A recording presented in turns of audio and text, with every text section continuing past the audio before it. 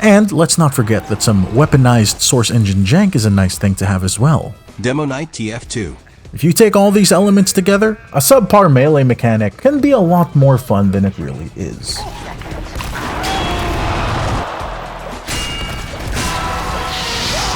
And that neatly brings me on to the next topic. Game mechanics. It dictates the... Hey, wait a minute. Where'd my background go? Hey, get back here. Ah, much better.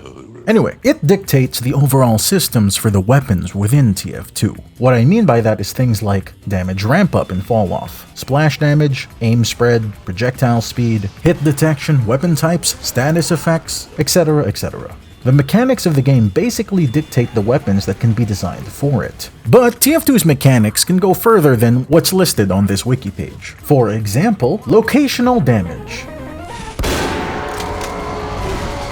which is normally standardized in other FPSs, but not so much in TF2. Unless you're a sniper or an ambi spy, the game doesn't care whether or not you hit the enemy on the pinky toe or center of mass. This is already a departure from what most other FPSs tend to do. However, don't get it twisted, this isn't a limitation. If anything else, because of this mechanic, it can facilitate certain gameplay designs. Case in point, because the game doesn't care where you shoot the enemy as long as you actually hit them, the vast majority of weapons in TF2 are either bullet weapons with an emphasis on burst damage or explosive weapons. Take the humble shotgun. The optimal way to use it is to get close to the enemy to make sure that all of the pellets can connect. This is what TF2 players call a meat shot, which is also a type of picture I sent to your mom last night. Therefore, the best way to use it is not to target the head, but instead the torso. Yeah.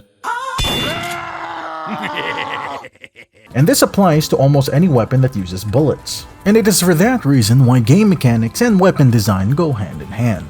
Weapon design is a category I'd like to call subjectively objective. What do I mean by that?